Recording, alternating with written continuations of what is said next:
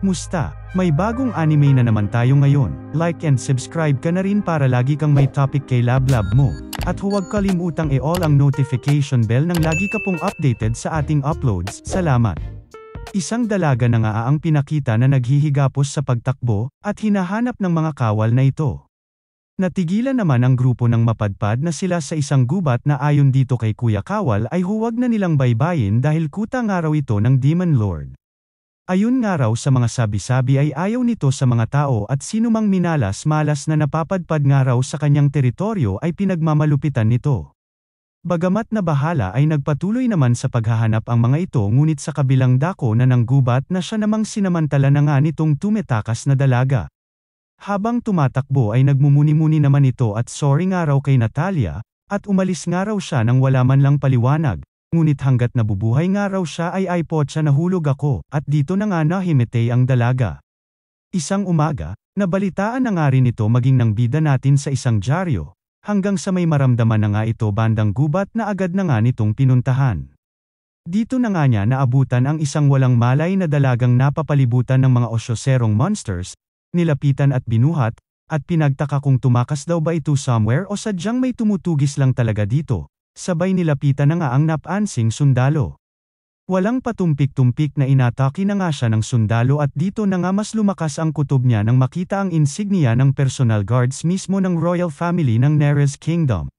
Lumutang na nga rin ang mga kasamahan nito at ibigay nga raw nito sa kanila ang nasabing dalaga, dahil isa itong wanted na kriminal ng kanilang bansa. Promise pag ibigay mo siya sa amin ng matiwasay ay wala na rin sayong mga away ngunit kung ikaw ay magpasaway nako promise ikaw ay patay ika na nga ng kawal na nagsasayang ng laway. Lakas mambanta ang mukhang mga bansat na bata, ika na nga ng bida natin sabay sugod na nga ni Boy Sundalo sa likod na rekta bagsak sa isang tisod. Kung ang bida nga raw natin ang tatanungin ay syempre chicks na ang papanigan niya. Sabay-sabay-sabay na nga siyang nilusob ng mga ito ngunit muli ay nagsidapaan lang ng gamitan ng ice magic nitong pakul nating bida. Dito na nga nakita ng isa sa mga kawal ang kanyang black and white na buhok at tinanong kung siya raw ba ang tunay na Demon Lord na naninirahan sa gubat na ito. Anong tunay-tunay? Di lang sa tunay, ako ang Great Demon Lord ika na nga nito sabay nagcast ng spell na tila nag-hypnotize sa mga sundalo, kung saan ang tanging maaalala nila ay ang nagpunta sila sa gubat ngunit wala na nga raw ang babae at maaaring nadalay na nga raw ng halimaw sa gubat kaya uuwi na lamang sila at iyon ang ire-report sa mga ito.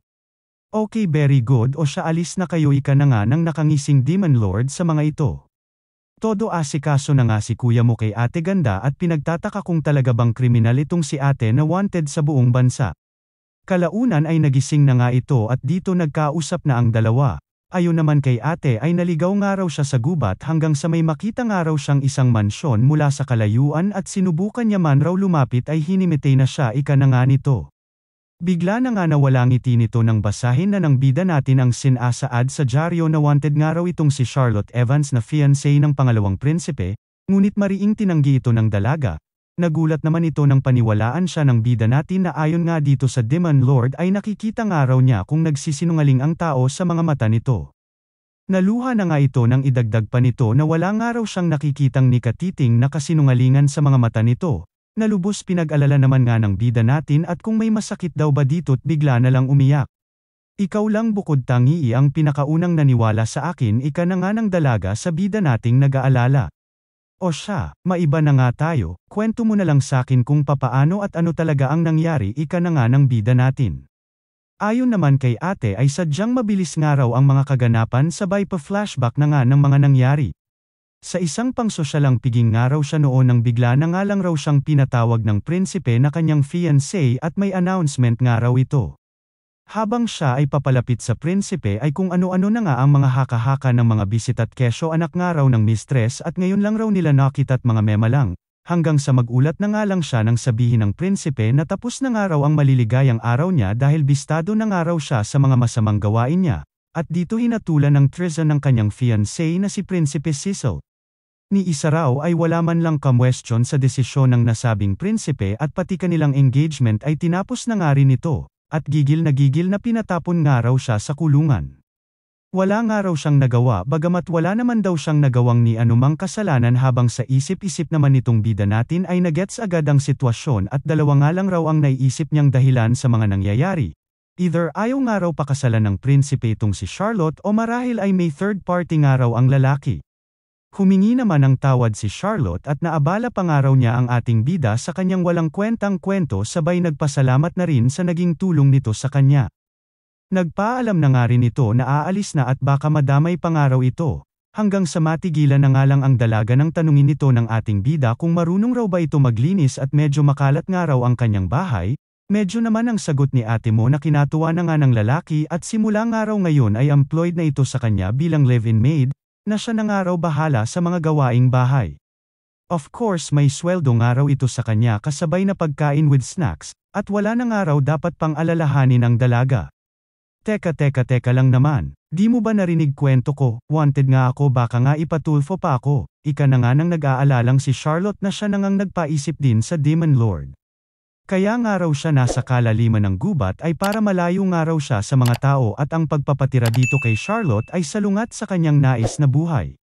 Ayun na nga sa ating bida ay maging siya ay tinraidor na rin daw dati at dito na nga rin nagpakilala na si Alan Crawford. 3 years ago nga raw ay naimbitahan siya sa isang grupo para mag-adventure ngunit malaman-laman niya ay ginamit nga lang raw siya ng mga ito para e-break ang seal ng isang templo na puno ng kayamanan hanggang sa iwanan na nga lang raw siya ng mga ito sa mga halimaw. Nagulat naman si Allen nang makita ang lubos pagiging inosente nitong si Charlotte na walang tanong-tanong na naniwala agad sa kanyang kwento.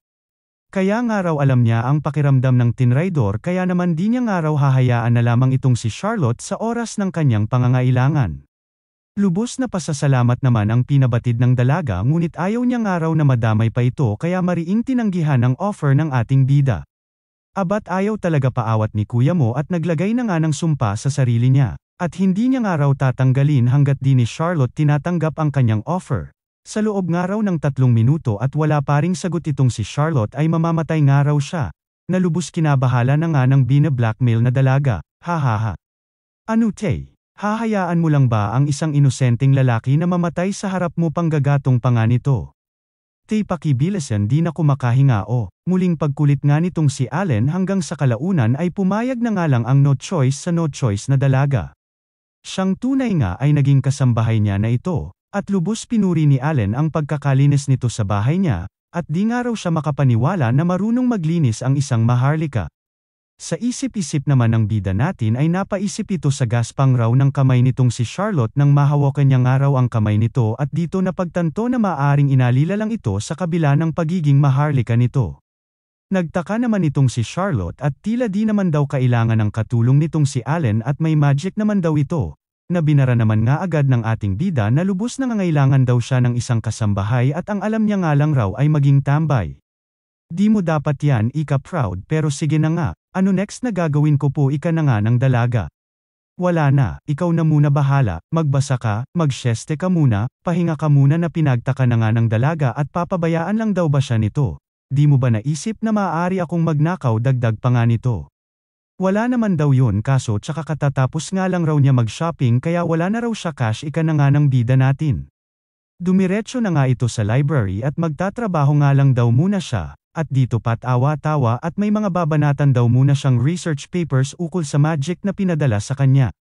Kung saan hinahanapan nga raw niya ng mga mali na nagbigay sa kanya ng palayaw na Red Pen Devil at lubos na kinatatakutan ng mga researchers.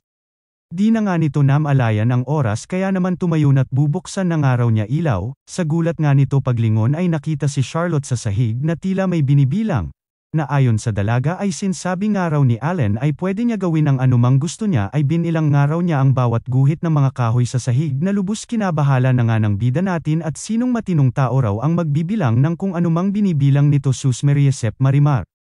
Dito na nga niya tinanong si Charlotte kung may hobbies daw ba ito. Wala naman sagot ng dalaga at pag may free time nga raw siya dati ay kung hindi paglilinis ay nagtitiklop daw siya ng mga damit at iba pa. Buisit ang lupit naman ng life mo tinalo mo pa si Princess Sarah at Sedi. Siguro naman kahit papaano may magaganda ka rin ala-ala dati ika na nga ng ating bida, kwento naman ni ate na may kapatid nga raw siyang nagngangalang Natalia na binigyan siya ng isang prutas dati na pabulok na, pero happy parent daw siya dahil minsan lang daw siya mabigyan ng prutas. Na mas kinabwisit pa nga ni Allen sa loob-loob niya at di kinakaya ang life ni ate mo. Siya nga raw na pasaway, ay kahit papaano ay may magagandang alaala ngunit nahiya sa madramang buhay ni ate girl, na sa lupit ng buhay ay hindi alam kung ano ang salitang hobby. Kaya naman dito nag-uumapoy na nagka-ideya itong si kuya mo na bigyan nga raw ng crash course itong si Charlotte ng lahat ng naughty things sa mundo. Noong gabing ding iyon ay umalis at bumalik itong si Allen ng may daladala ng kung ano-ano, at kagaya nga raw ng pangako niya ay bibigyan niya ng crash course itong si Charlotte ng lahat ng naughty things sa mundo. Ano raw ba itong naughty things na ito? Ika naman ng dalaga. Pagbibida naman ng bida natin ay joy and pleasure nga raw ang ibig niyang sabihin, ngunit di lang basta naughty. Yung naughty na makasalanan dagdag pa nga nitong si Allen na kinablush na nga ni ate. Napakatotoo at inosente mong tao na bibihira na sa panahon ngayon, kaya sigurado akong nisumagot sa pamilya ng Duque ay di mo magawa ika na nga ni Allen dito. Ayon naman kay Charlotte ay mababait naman daw kasi ito sa kanya na sa isip-isip na naman ng bida natin ay astang alila talaga ang mga sagutan ni ate mo. Dito na nga mas nanggigil itong si Allen na experience sa dalaga ang sarap. Sarap na hahanap-hanapin ito hanggang sa mawala ito sa sarili. Teka, di tayo pwede gumawa ng bad ika naman ni Charlotte. Don't worry baby girl ika naman ni Allen at wala nga raw silang gagawing illegal baka madamay pa channel ng ating idol recap Candy todo effort pa naman. Okay sige, ano ba kasi ang sinasabi mo? Dito na nga ibinide ni Allen ang sandamakmak na cake, candy, alak at iba pa, na lubos pinagtaka na nga ng dalaga. Ito nga raw ang dinner nila ngayon at ang unang naughty thing na alay niya dito kay Charlotte, na bahala naman nga ang dalaga at masama nga raw ito sa diet nila, na in-expect na nga ni Allen na sasabihin ng dalaga, na siya rin daw talagang dahilan niya dahil sure daw siya na hindi ito nakakakain ng maayos noong nasa palasyo pa ito. Napakitang tao lang ang pagiging pamilya niya pero turing sa kanya ay katulong naman. Lubos tumatanggi at nahihiya naman nga itong si Charlotte maging tignan man lang ang cake hanggang sa muli na naman nga itong pasaringan ni Allen na papaano naman daw mararamdaman ng baker na pinaghirapang e-bake ang cake na yun. Tsaka sino daw ba boss niya ngayon? Di ba siya? Kaya wala naman na nga nagawa ang mahinhin nating dalaga kundi tikman ang cake na alay ng ating binata. Humirit na naman nga si ate Charlotte at tira na nga lang ni Allen ang kakainin niya, at dito nagulat nang sabihin ng ating bida na sa kanya lahat ng nasa kanyang harap. Hala, ba't mo naman ginestusan lahat ng ito na lubos pinag-alala na nga ni Charlotte? O bakit, gusto ko lang naman happy ka may masama ba doon ika na nga ni Allen, na lubos nagpa-blush na nga kay Charlotte. Kalaunan ay tinikman na nga nito ang cake at sabay sa kanyang paglunok ay siya namang pagbuhos ng kanyang mga luha, at sa tanan nga raw ng buhay niya ay ngayon lang may gumawa nito para sa kanya lalo't lalo na mabait sa kanya, pinagdudahan pa nga nito kung may karapatan daw ba talaga siya na maging masaya. Lubos na antig naman nga damdamin ng ating bida at wala pa nga raw ito sa talagang happiness na nararapat para sa kanya, at nagsisimula pa nga lang raw sila. Gaya nga ng sabi ko ay ituturo ko sa iyo lahat ng kaligayahan sa mundong ito, at humanda ka dahil di kita papakitaan ng awa umiyak ka man, huwahahaha. Nakapagdesisyon na ako, bubusugin kita at iikot sa buong mundo. Ipapadama ko sa iyo lahat ng masasaya at magagandang bagay sa mundo hanggang sa magsawa ka, hanggang sa masabi mo mismo sa sarili mo na ikaw ang pinakamasayang babae sa mundo. Bakit ba ang nice-nice mo sa akin Kuya Allen ika na nga ni Charlotte? Di ko din alam, basta sisiguraduhin ko na gagawin ko lahat basta't kasama kita. Pero wala akong maibibigay na kapalit sa iyo ribat na naman nga ni ate mo. Ay sus wala ako pake basta isipin mo na lang na napipilitan ka dahil pinilit kita, na kinatawa na nga ni Charlotte. Niyaya na nga lang ni Charlotte si Allen na samahan siyang kumain na sa una ay tinanggihan pa ng binata ngunit wa-epek sa mga pangmalakasang maamong mata ni ate Charlotte so ayon, nagsubuan na ang sweet naman sana all na naman na hype yan, hahaha. Pa-like at subscribe na lang lods ng mambigan man lang ako ng kilig, hahaha, salamat po. Lubos na excite na nga itong si Allen at nagustuhan nga raw ni Charlotte ang inialay niyang cakes dito kaya naman iserve niya na muna ang iba dito ng maunti-unti ng ating bidang dalaga. Magdamag na nga rin itong nagsunog ng kilay para lang mailista lahat ng naisip nitong naughty ideas para kay Charlotte, patawa-tawa na nga ito hanggang sa natigilan ito ng maisip na tila siya lang naman daw ang may gusto ng lahat ng kanyang inilista kaya itinapon na lang ang kanyang notebook. Dito na nga bumungad sa kanya si Charlotte na maagang naglinis sa kanyang bahay, at napansin na tila kagigising nga lang raw nitong si Allen. Sa isip-isip naman ng ating bida ay di dapat malaman ni Charlotte na pinagpuyatan niya ang listahan ng mga naughty things na ipararanas dito sa dalaga kaya idinahilan na lamang na babalik na munang araw siya sa kwarto't mauna na raw itong si Charlotte mag-breakfast. Nilihis na nga rin ni Allen ang usapan sa hawak na wallet nitong dalaga, at di nga raw niya inakalang meron daw pala siyang wallet na ganito sa bahay niya. Nagulat nga rin ito sa sipag nitong dalaga at nakarami ng linis umaga pa lamang, na ayon nga rito kay Charlotte ay maliit na bagay lamang kumpara sa utang na loob niya dito sa ating bida. Sa isip-isip na naman nga ni Allen ay bukod sa napakasipag nitong dalaga ay iba din daw talaga ang taglay nitong ganda tila isang diyosa sarap maging asawa sanay di siya magbagot magsawa. Teka lang, lagi ka ba naglilinis dati sa dati mong tinitirhan ika na nga ng bida natin na sa isip-isip na naman ay nanggigigil sa pagmamaltratong ginawa ng pamilya ng duke sa pagkabait-bait na dalaga? Di naman nga makasagot si Charlotte at nagdahilan na lamang na maglilinis pa siya. Mas namanghana naman nga itong si Allen at wala man lang raw siyang naririnig na kung anumang paninira at reklamo dito kay Charlotte mula sa nakaraang pamilya at fiancé nito na frename up siya. Kung siya nga raw yun ay pag-uumpugin niya lahat ng mga itlog nito at pagbubuhol-bahulan lahat ng bulbol ng mga ito. Di naman daw sa wala itong galit bagkus ay sadyang ubod nga lang raw ng bait at kung may sasabihin man nga raw ito ay kikimkimi na lamang nito obserbasyon na nga nitong bida natin, mas nangingibabaw nga raw ang takot ni Charlotte sa mga ito dagdag pa ang low self-esteem nito. Bigla na nga lang natigilan sa kanyang pagmumuni-muni itong si Allen nang marinig ang isang boses na tila nakilala nito sabay tumakbo na nga sa entrada ng kanyang bahay. Inunahan na nga nitong ipinakilala ang dalaga at sinabing bagong katulong nga raw niya ito sa bahay niya, di pa man nga ito tapos sa kanyang sinasabi ay isinalansang na ito ng bisitang babae sa gilid at kinumusta ang bagong tagpong dalaga. Nagpakilala na nga itong Miatcha at surir nga raw siya ng Satiros Shipping Company Meow Meow Meow, na agad din namang binati ng nagulat na si Charlotte. Aba, di mo naman sinabi sakin may maid ka na pala Mr. Demon Lord ika na nga nitong pusa, na agad nang ang binara ni Allen at sinabing nickname niya nga lang raw yun ika nito kay Charlotte. Wait lang, parang familiar itong maid mo Mr. Demon Lord, siya ba itong nasa dyaryo ika na nga ni Ate Miatcha, na kinagulat na nga nitong si Charlotte. Miatcha, I can explain ika na nga ni Allen. Binara naman agad ito ni Miatcha at huwag nga raw silang mag-alala meow meow meow, priority nga raw nila ang mga customers kaya asahan nilang wala silang pakialam sa kung sino man ang maid mo. Nagpasalamat naman agad itong si Allen sabay patay mali siya naman ni Ate Miatcha at ano daw ba ang sinasabi nitong Demon Lord. Napangiti na nga lang si Allen maging itong si Charlotte na nagpasalamat din sa mabait na pusa. Wala yun ito namang mga ito, tsaka wala kaming serbisyo sa Neres Kingdom, hihihi. So papaano kung sakop nyo ang Neres Kingdom sa service nyo tanong na nga ni Allen sa babae, na bigla na nga lang natigilan at nag-poker face di masagot ang tanong ni kuya mo, hahaha. Kalaunan nga ay ibinigay na ni Allen ang ipapadala niyang parcel dito kay Miatcha na isang box ng potion, na ayon nga dito sa pusa ay mabente sa kanila. Namangha naman itong si Charlotte at gumagawa raw pala ng mga potion itong bida natin, dumagdag na rin itong si Miatcha na mas kikita nga raw itong si Allen kung sa bayan meninirahan. Reklamo naman ang ating bida na marami nga raw mga tao sa bayan kaya ayaw niya doon na kinainayang na nga nitong pusa at sayang naman daw. Ayoko nga di ba ang kulit mo ika na nga ni Allen na kinagulat nitong pusa.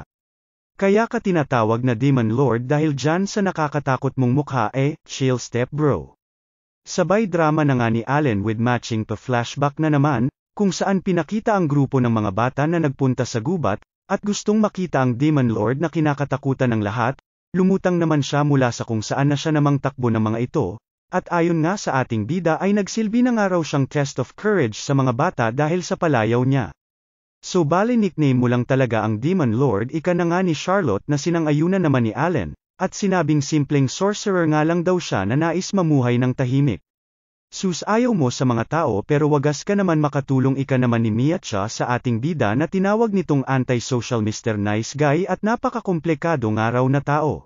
Ba't lagi ako na lang napapansin mo? Anyway maiba tayo. Di ba may order service din kayo sa kumpanya nyo tanong na nga ni Allen dito. Abat syempre naman itong si ate mo sabay abot ng catalogs ng Avon dito kay Allen, na inabot din ito kay Charlotte at mamili na nga raw ito ng mga gusto nito. Lubos na tuwa naman ang dalaga at sinabi kay Allen na babayaran niya na lamang ito. Nagulat naman ito nang sabihin ng ating bida na huwag na nga raw nito alalahanin pa ang pagbayad, dagdag pa nga ng bida natin na pag nakaramdam nga raw siya ng kaunting pag-atubili sa dalaga ay bibilhin niya lahat ng nasa catalog kaya mamili na nga raw ito. Natawa na nga lang itong si Miacha at ang cute nga raw ng dalawa. Ate Maid, ribat ka din kasi kay kuya, kung ako yan sesepakan ko yan ng killer cut punch ko niya. Alam mo ba ito ang best way para mailabas ang stress mo, dagdag pa nga ni Ate Miacha. Natigilan na nga sila nang bigla na lamang ngumisi itong si Allen at tila nagka-ideya sa susunod na naughty thing na alay niya dito kay Charlotte. Makalipas ang ilang araw ay dumating na nga ang kanilang package na lubos kinatuwa na nga ni Charlotte. Dumating na rin ang package nitong si Allen ngunit di muna ipinakita sa kanila. Ano ba balak mo dyan, Demon Lord? Ika na nga ni Miacha sa ating bida. Abat syempre gagamitin ito naman, parang tanga ika naman ng ating bida. Pero di nga raw siya gagamit, sabay tapik ng balikat ni Charlotte at parang araw ito sa dalaga. Hala, kayan ka na naman, para sa akin ba yan? Kinataranta na nga nitong si Charlotte. Dito na nga ibinide ni Allen ang laman ng package, kung saan bumungad na nga sa kanila ang isang punching bag. Lubos pinagtaka na nga ito ni Charlotte at bakit daw ba siya ang gagamit nito, na ayon naman kay Allen ay siya nga raw naughty thing na alay niya dito sa araw na yon. Nabahala naman itong si Miacha at ano daw ba ang pinag-uusapan nitong dalawa? Foreplay daw ba ito? Sas Mariasep ka, Allen, di mo naman sinabi sa akin na ganito trip mo at sa inosenteng dalaga pa niya, Diyos ko, patawarin ka. Buisit ka talaga, iba na naman iniisip mo, ika na nga ni Allen, sabay lagay na nga nito ng gloves sa bida nating dalaga. Muling ibinida na nga nito ang punching bag na siya nga raw paglalabasan ng stress ni Charlotte, sabay nilagyan pa nga ng picture ng ex nito na siyang sesepakan nga raw nito. Di naman nga makagalaw si Charlotte at kinain na naman ng takot kaya naman pilit pagpapalakas ng loob ang inalay dito ni Allen, at okay nga lang raw magalit at maglabas ng sama ng loob, lalo na raw sa kaso ni Charlotte na mahilig magkimkim at masama nga raw ito sa pagkatao nito. Tsaka sa una nga lang raw siya mag-aatubili, pag nasanay na nga raw siya ay hahanap-hanapin niya na ito, sabay pang malakas ang huwahahahaha na nga ng ating malakontrabidang bida. Ano kasi, di naman ako talaga galit, mahinhin na pagbanggit na nga ni Charlotte na kinabwisit naman ni Allen at panong di raw ito galit sa kabila ng mga ginawa sa kanya ng mga Doro-demonyong mga taong ito. Baka raw may mabuting dahilan ang mga ito, ika naman ni Charlotte. Sa Smeriasep naman, Charlotte, tinraidor ka na lahat-lahat, inalila na parang muchacha, itinapon na parang basahan, tas ngayon kabutihan pa ang nakikita mo sa kanilang dahilan, ano papatawarin mo na lang, ganoon na lang. Ribat naman si ate na utang na loob nga raw niya sa mga ito ang pagpapalaki sa kanya, tsaka ano ba naman daw siya kumpara sa prinsipe, kaya gets niya naman daw kung bakit. Sa isip-isip naman ng ating bida ay tila mas malala pa nga raw sa inaakala niya ang katangahan, kalaliman ng sugat ni Charlotte.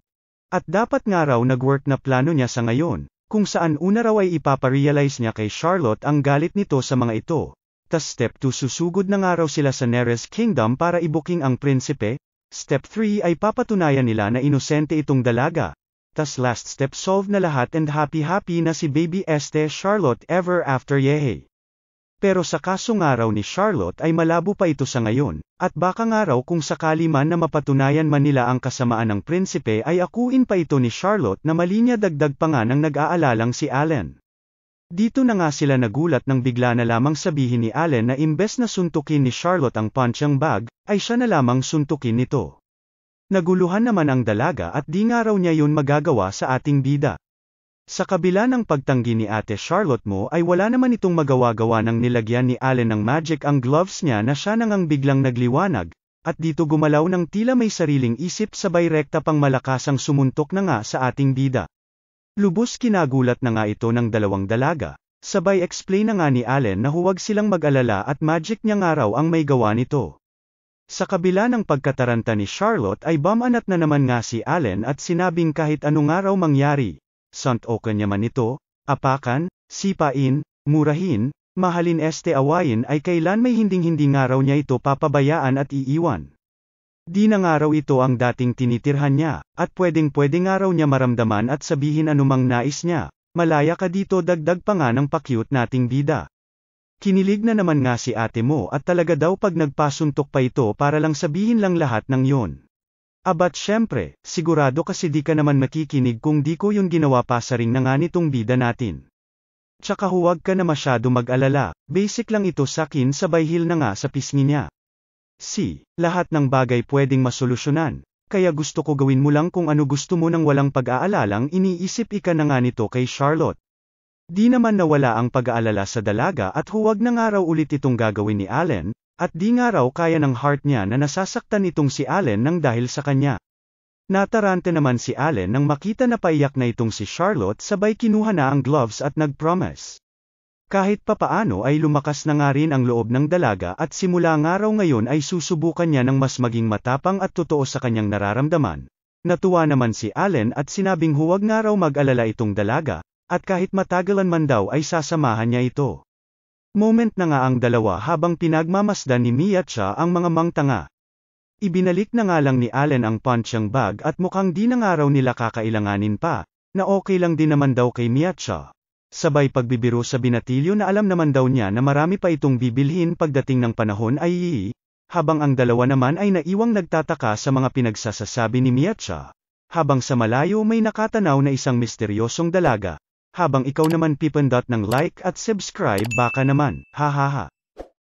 Panibagong araw na naman sa ating mga bida, kung saan pinapapili ni Allen itong si Charlotte ng gusto nitong inumin. Since bago na naman nga ito sa ating bidang dalaga ay nahiya itong mamili kaya sinabing parehas na nga lang raw sila ng iinumin ni Allen, dito na nga inilabas ni Allen ang isang nakakadiring inumin kaya nataranta itong si Charlotte at pinili na ang tea. O diba, nagbago isip mo? Di ba usapan kasi natin sabihin mo na ang gusto mo lagi, pasaway ka ika na nga ni Allen. Di daw kasi siya sanay na nagagawa at napipili ang gusto niya, tsaka actually yung pag-alis ko ay siya pa nga lang first time ko na mismong ako ang nagdesisyon ika na nga ni Charlotte. Yun na nga punto ko, kaya simula ngayon sabihin mo na lahat sakin pag may gusto ka o anuman na nais mo dagdag na nga ni Allen sa cute-cute na dalaga. Sa gitna ng kanilang pag-uusap ay nagulat na nga lang sila nang may isang babae ang lumutang sa bintana, at nagsabing nahanap na nga raw niya si Allen sa wakas. Paano nga raw siya nahanap nito ika na nga ng bida natin? Basic nagtanong-tanong ako, ika na nga ng dalaga. Gagi, parehas ka pera ng dati ika na nga lang ni Allen. Napatanong naman na nga si Charlotte kung sino daw ba ang babae, nabigla na nga lang tumabi kay Charlotte at siya nga raw dapat magtanong noon. Sabay nagpakilala na si Eruka Crawford, kapatid nitong si Allen. Singit naman si Allen at sinabing stepsister niya nga raw ang dalaga. Dagdag pa ni Allen na ulila nga raw siya noon at ang Crawfords ang kumapkop sa kanya at si Eruka ang anak ng mga ito. Kaedad mo lang yang baliw na yan ika na nga nito kay Charlotte. Nagulat naman si Charlotte nang tanungin ni Eruka kung jowa daw ba ni Allen itong dalaga, na mariing tinanggi naman na nga ng dalawa. Kung ano-ano na nga ang sinabi ng dalawa at natarante sa sinabi nito at ito nga raw ang totoo. Okay, masyado ka naman in denial ika na nga ng kapatid nito at binaling na nga atensyon niya kay Charlotte. Inunahan na nga ni Allen na ipakilala ang dalaga na si Charlotte Evans, na nagtatagong kriminal nga raw ng katabing bansa na kinagulat na nga ni Charlotte. Paliwanag naman ni Allen na malalaman din naman daw ito ni Eruka kaya mas okay na sabihin na nga raw nila ng maaga. Nagets naman nga ito ni Charlotte at dito kinwento na nga ni Allen kay Eruka ang mga pangyayari. Matapos marinig ang kanilang kwento ay nabwisit na nga ito kay Allen at di nga lang daw ito tanga, kundi ubod nga raw ng tanga. Imbes na pakainin nga raw ito nito ng mga kung ano-ano at pagsuntukin ng kung ano-ano ay turuan nga raw ito nito ng mga bagay na mas gusto ng mga babae at may enjoy ng mga kagaya niyang babae, sabay iyak na nga sa harap ng nawawerduhan sa magkapatid na si Charlotte, at sa kanya niya na nga lang daw sabihin ang mga gusto niya wag na sa tatanga-tanga niyang kapatid. Di ka man lang ba sakin nagdududa, ika na nga ni Charlotte dito. Mukhang kulang-kulang man nga raw itong si Allen ay malakas naman daw radar nito sa masasamang tao kaya tiwala nga raw itong si Eruka na mabuting tao itong si Charlotte. Teka nga lang bakit ka nga pala nandirito singit na nga ni Allen sa dalawa. Ayon naman kay Eruka ay nandirito nga raw siya para iuwi itong kapatid ngunit nagbago na nga raw isip niya. At siya na nga raw mag-aalaga dito kay cute-cute Charlotte at magtuturo dito ng naughty things. Ngisi na nga itong si Allen at siya nga raw magtuturo dito ng mga bagay na iyon. Ngunit ayaw talaga patalaw nitong si Eruka at sinabing may mga bagay daw na tanging mga kapwa babae lamang ang nakakaalam sa tunay na pleasure nila. Pinag-agawan na nga si Charlotte ng dalawang baliw hanggang sa magkasundo na nga ang dalawang tanga na mag-compete sa kung sino ang makakapagpahina ng tuhod ni Charlotte sa sarap. Rekta na nga sila sa bayan at dito pinalitan ang kulay ng buhok ni Charlotte bilang disguise nito. Ibalik na nga lang raw nila sa blonde pag nakauwi na sila, at mas gusto nga raw niya itong naka-blonde. Sabay nag-blush na nga ang dalawang babae sa sinabi ni Allen habang ang bida naman natin ay nagtataka kung may nasabi daw ba itong masama. Aba pumupuntos ka na agad bro, di pa nga tayo nagsisimula, ika na nga ng mapang-asar nitong kapatid habang si Charlotte naman ay todo takip at nahihiya. Wala nang ang inaksayang oras si Eruka at wala nga raw silang mapapala na magets ni Allen ang sinabi nito. Kaya umalis na ito kasama si Charlotte at simulan na nga raw ang kanilang showdown. Kung saan tuturuan nga raw niya si Charlotte na manamit na gustong-gusto ng lahat ng kababaihan. Rekta na nga sila sa isang dress shop na kinailang na nga ng ating bida at na-OOP daw siya. Ngunit di nga raw siya pwedeng magpatalo at nasa kalagitnaan sila ng kanilang competition, sabay napa-flashback na nga itong si Allen ng kanilang nakaraan. Kung saan maging noon pa man ay lagi na silang nagko-compete ni Eruka, na lagi din naman daw sa kanya talo. Hanggang sa maputol na nga ang pagmumuni-muni nito nang ipakita na ni Eruka ang outfit ni Charlotte. Di na nga kinaya ni kuya mo nang makita ang makinis na legs ni ate Charlotte mo, sabay binanatan na nga puso niya, at kailangan nga raw niya itong patigilin ng kumalma ang betlogs niya.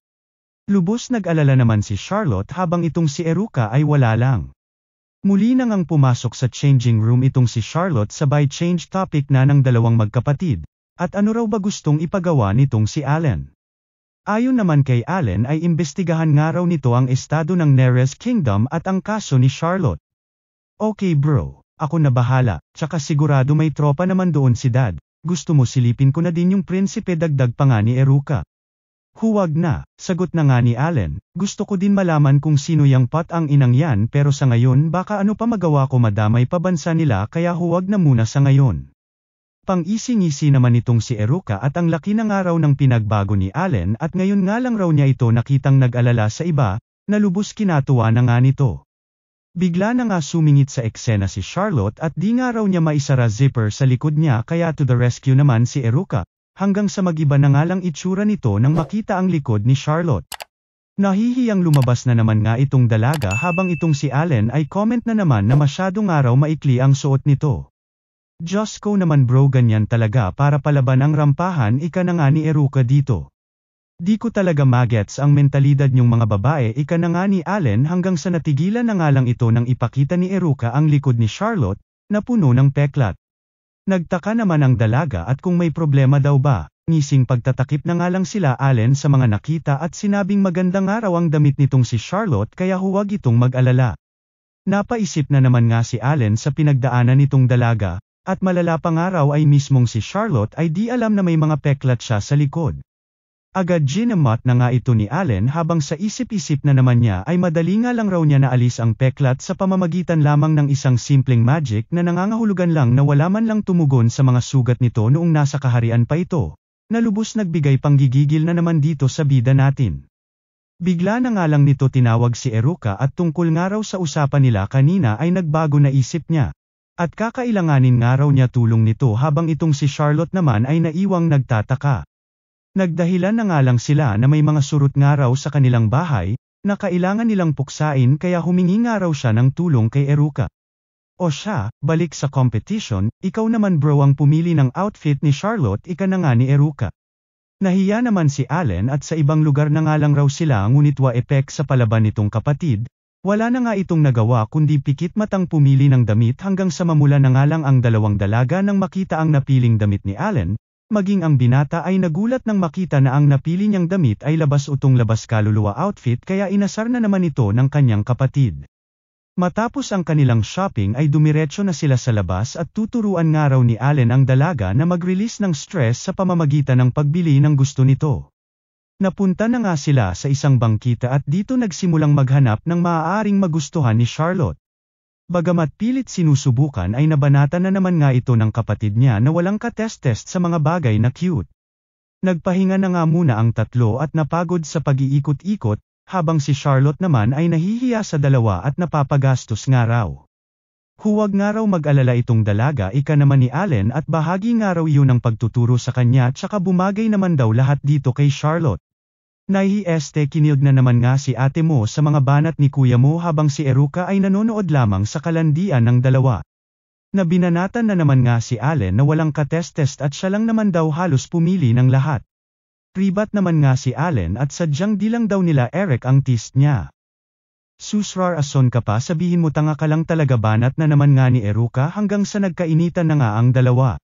Pumagitna na nga ang ating bidang dalaga at huwag na nga raw mag-away ang dalawa. Nagsorry naman ang dalawa at normal nga lang daw ang ganito sa kanilang magkapatid. Ngunit pinagsabihan pero ni Charlotte na bad nga raw ang nag-aaway na kinatulala na nga lang ng dalawa. Napaisip naman si Allen na tila nauungusa na siya ni Eruka kaya muling niyaya ang dalawa at tila may naisip na namang ideya. Sa kanilang paglalakad ay nalihis na nga ang atensyon ni Eruka nang makakita ng isang high-tech na wheelchair na agad na nga nitong pinuntahan, na nag-iwan na nga kila Allen at Charlotte ng magkasama. Dinala na nga niya ang dalaga sa isang jewelry shop at dito ibinili ng isang hair clip na kakulay nga raw ng mata ni Charlotte. Nagulat naman ang tendera nang bayaran niya ito ng gold coin at isang silver coin lang naman daw ang halaga ng hair clip. Keep the change na nga raw, ika naman ang nagpapapogi points nating bida. Kinilig na nga si Ate Charlotte sa pa-hair clip nitong bida natin habang si Allen naman ay kumunat din ng itlog nang makita ang kakyutan ni Ate Mulandi mong hype ka, hahaha. Naputol naman moment ng dalawa nang may nakabangga na nga kay Charlotte na mayayabang na tambay, na kinabwisit na nga ni Allen at babanatan na sana nito, ngunit naalala ang pangaral sa kanila ni Charlotte kaya siya na lamang nag-sorry sa dalawa. Teka anong sorry Eddie, sana walang pulis, ipahiram mo sa amin ng isang gabi ang kasama mo ng quits na tayo sa atraso mo, ika na nga ni Boy Palaboy. Pilit nagtimpi naman si Allen sa kabila ng kamanyakan ng mga ito hanggang sa di na nga niya napigilan ng bandang hahawakan na nito ang dalaga. Maging si Taba ay nakatikim na nga rin ng suntok mula sa gigil na gigil nating bida at huwag na huwag nga raw nila mag-alaw-galaw ang Charlotte niya. Natuwa naman ang mga meron sa nakita nila habang ang bida naman natin ay agad nagsorry sa dalaga at nakipag-away siya na taliwas sa bilin nga nito sa kanila. Moment na naman nga ang dalawa nang sabihin ni Charlotte na okay nga lang daw yun dahil alam niya namang ginawa lang ito ni Allen para maprotektahan siya. Dito na nga napaisip si Allen na tila ito ang sinabi sa kanya ni Eruka na unti-unting pagbabago niya, at namanghana sa kabila ng mga pinakita niya ay di sa kanya natakot itong si Charlotte. Natuwa na nga itong si Allen sabay sabi kay Charlotte na tila naaadik na nga raw siya sa pagtuturo ng naughty things sa dalaga. Habang sa malayo naman ay nakatanaw itong si Eruka at tila natalo na nga raw siya sa kanilang competition, at lugi daw talaga siya paglablaban at kiligan na ang labanan. Hanggang sa nawala na nga ang mga ngiti nila ng isang golem ang lumutang mula sa kung saan. Pero syempre papahuli ba naman like at subscribe nyo mga lods, kayo pa mga palaban, hahaha, salamat in advance moi. Nilapitan na nga ni Allen ang nasabing golem at dito tila nakilala ito at tinanong kung Megath daw ba pangalan nito. At nang makumpirmang si Megath nga ito ay may patapik-tapik na nga itong si Allen sa braso nito at tila barkada lang ang kausap. Nabwisit naman si Megath at di nga raw niya kilala ang ating bida na inatake na nga nito hanggang sasabihin na nga ni Allen ang kanyang pangalan. Sa gulat ng golem at nakilala na nga nito ang ating bida ay napaluhod na nga ito sa sobrang takot sabay buong nangangatog na nagsorry sa tinukoy nitong Great Demon Lord. Pang-ising-isi na nga itong si Allen habang ang mga alip-ores naman ni Kuya Megath ay lubos ang pagtataka sa kung bakit takot na takot ang kanilang boss sa kaharap nitong lalaki. Hype kayo, wag na kayo bumoses, galitin nyo na lahat, huwag lang siya tatanga-tangan nyo, ika na nga ni Megath sa kanyang mga alagad. Dito na nga rin pumasok sa eksena si Eruka at ipinaliwanag kay Charlotte ang mga nangyayari, na ang tatay nga raw nila ay ang chairperson ng pinakamalaking magical academy sa kanilang bansa. At ang kapatid nga raw niya ang pinakabatang nakagraduate sa akademyang ito sa edad na 12 lamang, at rekta naging teacher na rin ng akademyang iyon kaya pwede na nga raw nilang sabihing genius itong si Allen. Nagulat na nga si Charlotte sa mga nalaman nito habang itong bato naman ay todo nagmamakaawa pero napatawarin ang ating bida sa naging asal niya dito. Matagal-tagal na nga raw niyang di narinig ang tawag sa kanya na Great Demon Lord, ika naman ni Allen na paliwanag naman ni Eruka kay Charlotte na palayaw nga raw ito ng bro niya noong naging teacher ito. O siya, tumayo ka na dyan Megath, ika na nga ni Allen sa nagmamakaawang golem at wala naman daw ito nagawa sa kanya. Ngunit ang mga tauhan nga raw nito ay minanyak ang kanyang. Natigilan na nga si Allen at di mo ari kung ano daw ba niya si Charlotte, hanggang sa ibulong na nga lang nito sa golem na babaeng mahalaga sa kanya. Isang umaga, Nakita na nga lang nila Eruka na nagmo-moment itong si Allen at tila malungkot. Sus, nag-away kayo ni Charlotte ano, ika na nga ni Eruka, na kinagulat na nga ng ating bida. Dito na nga nagkwento si Allen ng mga kaganapan kagabi. Ayun nga dito ay binigyan nga raw niya ng sweldo na itong si Charlotte at katapusan na ng buwan, bilang party nga ng naging usapan nila noong una nang i-hire niya ito bilang isang kasambahay. Sa una ay tinanggihan pa nga ito ni Charlotte at nahiya sa ating bida, at naglilinis lang naman daw siya at simple lang naman daw ang natutulong niya dito. Pilit pagkumbinsi naman nga si kuya mo at higit pa nga raw doon ang nagagawa ng dalaga na lubos pinasasalamat nga nito kay Charlotte, kaya sa huli ay malugod na nga itong tinanggap ng cute-cute na dalaga. Maaari nga raw itong ipunin ni Charlotte ika naman ni Allen pero nirerekomenda nga raw niya na gastusin ito ng dalaga sabay tinanong na nga ito kung ano ang nais niyang bilhin kung sakali. Napaisip naman si Charlotte na kina-excite na nga ni Allen at tila may naisip na nga raw ito. Ngunit kinalungkot nang sabihin ni Charlotte na kung maaari nga raw ay pumunta siya ng bayan ng mag-isa lamang. Ito na nga ang lubos pinuproblema ngayon ng ating bida at di nga raw niya maatim na hayaang magsolo itong si Charlotte habang itong mga dalaga naman ay esnab lamang sa kanya. Nabwisit naman si Allen at di siya pinapakinggan ng dalawa hanggang sa magpatuloy na lang ito sa kwento niya kung saan binawi nga raw ni Charlotte ang sinabi nito't nahiya na naman sa bida natin. Kaya naman pinayagan na lamang ito ni Allen nang maiwasan ang pagkalungkot ng dalaga sus di talaga makahindi ang landi. At dahil nga doon ay di maiwasang mag-alala ng ating bida at first request nga raw ito sa kanya ni Charlotte. Ayon naman kila Eruka ay madali lang naman daw solusyon sa pinuproblema nitong si Allen, at siyang tunay nga ay sinundan na nila ang pinag-aalalang dalaga. Dito na nga napatanong sila Eruka kung bakit daw ba nagpunta ng bayan itong si Charlotte. Ayon naman kay Allen ay may bibilhin nga raw ito ngunit di nga raw sa kanya sinabi ng dalaga at secret nga raw. Inasar na naman nga nila Eruka ang ating bida at may pa-secret na nga raw ngayon ang dalaga maging sa kanya ngunit nagulat nang makitang mas natuwa pa ang bobo at natututo na nga raw magdesisyon mag-isa itong si Charlotte. Kalaunan ay nag-alala na naman nga sila nang makita na tila naliligaw na ang dalaga. Dumagdag pa nga itong si Miacha na baka magawi nga raw itong si Charlotte sa Mir District na kilalang delikadong lugar sa bayang iyon, at pinamumugaran nga raw ito ng sindikato na Serpent Fang. Lubos nag-alala na nga sila sabay nagpresente na nga itong si Eruka na kunwari makakasalubong si Charlotte sa bayan nang di naman daw mapansin na sinundan nila. Pinigilan naman ito ni Allen at first time adventure nga raw ito ni Charlotte at ayaw niyang magkaaberya. Sabay nagpaalam na nga sa kanila at may aasikasuhin muna nga raw siya na lubos pinagtaka na nga nila Eruka. Samantala, nagkatotoo na nga ang sinabi ni Miacha at naligaw na si Ate Charlotte mo sa kuta ng mga kawatan. At siyang tunay nga ay sumalubong na sa ating bidang dalaga ang grupo ng Serpent Fang. Nabahala na nga sila Eruka kaya tutulungan na sana si Charlotte ngunit sa gulat nila ay tila may fiesta na welcome ng grupo ang pinag-aalalang dalaga. May pa-confetti pa nga ang mga tanga habang si Charlotte naman ay lubos nagtataka.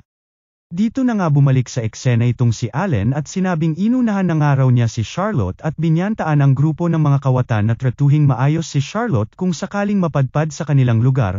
Wala naman nagawa ang mga kawawa at pinabaunan nito ng kanya-kanyang bukol. Nagulat naman ang mga kawatan nang mapansin ng dalaga na sila ay sugatan sabay inalayan pa nga ng mga potion nang sila ay gumaling na. Na nagsimoment na nga at biyaya nga raw ng may kapal at Diyosa ang dalaga, at simula nga raw ngayon ay magbabagong buhay na sila. Napatanong na nga ang mga ito kung ano daw ba ng dalaga ang Great Demon Lord, na pinagtaka na nga rin ni Charlotte at kakilala pala nila si Allen. Nadamay lang kami dito nananahimik kami nagbobold sa com shop pabulong-bulong na nga ng isa na agad kinataranta ng boss nila at tila naramdaman na nasa paligid lamang ang Demon Lord. Sumagot na nga si Charlotte at ekinwento kung papaano siya tinanggap ni Allen at ang kabaitan nito sa kanya, at dito sinabi na maaari nga raw na sabihing master niya si Allen. Lubos umunat na naman nga lahat ng uunat kay Allen at kinilig sa sinabi ni Charlotte habang ang mga miyembro naman ng Serpent Fang ay ang duda at baka nilolokot binyantaan rin daw itong dalaga. Nabwisit naman si Allen ngunit naintindihan naman ang pinanggagalingan ng pagdududa ng mga ito. Maladyosa naman kasi talaga itong si Charlotte habang siyang araw ay kinakatakutan ng sangkatauhan. Nagulat na naman nga si Allen nang ipagtanggol siya ni Charlotte at napaka-gentleman nga raw niya, pang-ising-isi na nga ito sa pinagtataguan nitong iskinita hanggang sa mabulangtang na nga lang sila nang sabihin ng dalaga ng buong saya na tinuturuan nga raw siya ni Allen ng naughty things. Noong isang gabi pa nga lang raw ay magdamagan sila ni Allen na nagsagawa ng naughty things. Depensa naman ng ating bida kila Eruka ay magdamag nga raw sila naglaro ng video game at wala ng iba. Kalaunan ay nagpaalam na nga itong si Charlotte sa mga bagong tagpo nitong fans na pinag-alala na naman nila at baka maliga na naman ito ng pupuntahan. Ngiting malakontrabida na nga si kuya mo at wala na nga raw sila dapat alalahanin pa, at kinontrol na nga raw niya buong lugar. Huwahahahahaha. Sila, maging itong mga aso nagmukhang mga bobo. Since wala naman na nga raw trouble pa para kay Charlotte ay nagpresente na itong si Miacha na siya na lang magbabantay kay Charlotte, at di daw pwedeng malaman ni Allen kung ano ang bibilhin ng dalaga, since kaya nga ito nakiusap na mag-solo noong una pa lamang. Wala namang naging angal dito si Allen kaya ayun naghintay na lamang. Nang matapos ngang mag-shopping ang bida nating dalaga ay muli nang nagpakita sa kanila itong si Miacha. At may kasama ng araw si Charlotte ngayon na tila kakilala nito. Nagpahabol pa nga ng tanong itong si Allen sa kung ano daw ba ang binili ni Charlotte, ngunit maging si Miacha nga raw ay di alam at di na niya tinangkapang tignan. Kalaunan nga ay nakita na sila ni Charlotte kasama ang tindera ng jewelry shop na pinuntahan nila dati, at dito pinagtaka ng ating bida at bakit daw ito sa kanya nagpapasalamat. Kwento naman ni Charlotte na bukang bibig nga raw ng buong nayon ang Demon Lord, at kung papaano nito ginawang safe ang kanilang lugar. Dahil nga sa kapraningan ni Allen ay di niya sinasadyang masupil lahat ng masasamang loob sa lugar na iyon na lubos pinasasalamat na nga ng lahat ng taga-roon. Todo pasalamat na nga si ate tindera habang itong si Allen ay lubos pero nagtataka at ginawa lang naman daw niya ay ang protektahan itong si Charlotte. Nagkahiyaan na nga ang dalawa nang biglang sabihin ni ate na swerte nga raw itong si Charlotte sa boyfriend niya, na cute-cute na tinanggi na nga ng dalawa. Napangisi na nga lang si ate at dito nagpaalam na sa kanila. Todo blush na nga si kuya mo at inilihis na lamang ang usapan at kinumusta ang shopping ni Charlotte, tuwang-tuwa na nga sa kanilang ipinakita ni Charlotte ang mga pinamili nito na mga regalo nga raw niya kila Eruka at Miacha. Tuwang-tuwa na nga ang dalawa sa natanggap nilang regalo habang ang bida natin ay todo moment na at wala siyang regalo. Uy Charlotte, Kwan, kasi, wala ba ako regalo dyan ika na nga nang bumubulong-bulong na si Allen. Malungkot na ekwenento na nga ni Charlotte na todo hanap nga raw siya ng magugustuhan nitong si Allen ngunit wala siyang mahanap. Ba naman yan kahit bato pa yan, papel, uod, kulangot basta bigay mo nanginginig patatanggapin ko yan litanya na nga nang naghuhumindik na damdamin ng ating bida. Natarante na naman nga ito nang mag-sorry sa kanya si Charlotte, at lagi na nga lang daw siya ang nakikinabang habang wala man lang daw siya maibigay na maganda sa tingbida, kaya naman iminungkahi ni Charlotte na kung okay nga lang daw kay Allen at napansin niya nga raw na tastas na ang robe nito ay hayaan niyang tahiin niya ito para sa kanya, at habang tinatahi nga raw niya ito ay sabihin ito sa kanya lahat ng gusto nito ng next time ay mabilhan niya na ito ng regalo. Lubos na mula na nga ang ating bida at kinilig sa kinalabasan ng mga pangyayari sana all na naman buwisit yan. Palike at subscribe na din po sa mga kapwa ko bitter dyan, hahaha, salamat.